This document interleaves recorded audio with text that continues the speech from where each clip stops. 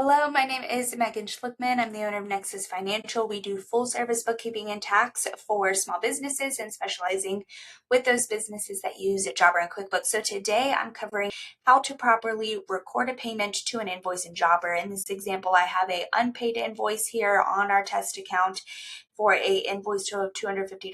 And what we need to do is show various ways that you can collect payment against this invoice. So go ahead and select on this green collect payment button and I'll meet you over there in a second. All right, so on your new screen, it's probably going to take you to your payment processor option first. Most commonly, you're going to see the payment integration or payment processor being Jobber Payments.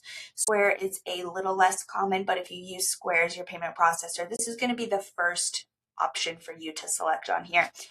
If your customer pays you via Square or Jobber Payments, then the payment processor is going to record the payment for you automatically since it's recording your customer's credit card number, name on the card, things like that. You don't need to manually mark those invoices as paid. What I'm covering in this video is every other payment type. All right, so starting off, I'm going to cover other at the end, starting off with a bank payment. If your customer pays you via ACH, via bank payment, you're likely going to get a remittance or a receipt email of this bank payment coming to you, and that should have a reference number in that email. So go ahead and make sure that you drop that reference number here in this field. The transaction date should also be the day that they initiate payment. So if they pay you on Monday, but it doesn't clear your bank account until Thursday, go ahead and keep Monday here in the transaction date, and it's going to sit in payments to deposit, also known as undeposited funds, until it clears your bank account. The other option that they may pay you is via cash. Again, I would really utilize this detail field to describe what you did with the cash. So if they paid you $250 cash for this invoice, you could say $250 cash, took it to the bank the next day, or $250 cash, keeping it in my personal bank account. $250 cash, paid it out to the contractor that completed the work for me. If you can add in details what you did or what you plan to do with the cash, go ahead and add that in the details so that we can trace it somewhere.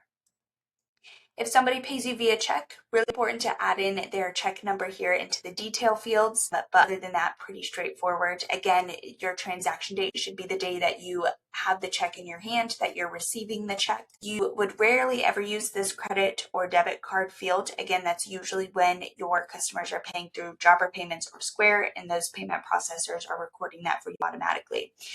Now we have our various payment processors apps that are commonly used for businesses. So if you have one of these apps and your customers are paying you at this, it would be really important to know if you're keeping it in your PayPal balance or in your Venmo balance, or if it's being paid out. Same thing with Cash App. The thing with Zelle is if somebody pays you via Zelle, you're going to see that money in your bank account generally the next day. If somebody pays you Cash App, PayPal, or Venmo, it may sit in your balance or in your wallets within these apps. So for example, if somebody's paying you via Venmo, there is generally a reference number, but I would add in some sort of doing this in my Venmo account or paying this out of my Venmo account with a transaction fee, so that maybe when you're seeing your bank statements, you're actually recording only $242 instead of this full $250. So the more details that you can add here is going to help the bookkeeper, or you doing the bookkeeping or the reconciliation, to be able to track down where the Venmo payment went. All right, now the final one that I skipped above is going to be other. This is going to be one for what that wasn't listed in your list below. There's very few, very rare instances that you're going to use payment method other. Some people choose this to close out an invoice when they actually didn't receive payment. And instead, I want you to go ahead and watch my other video where I talk about closing an invoice either as bad debt or to void an invoice.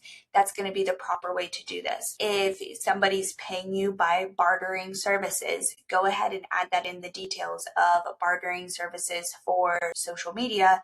And that's essentially writing off their $250 because you're receiving $250 worth of services from them.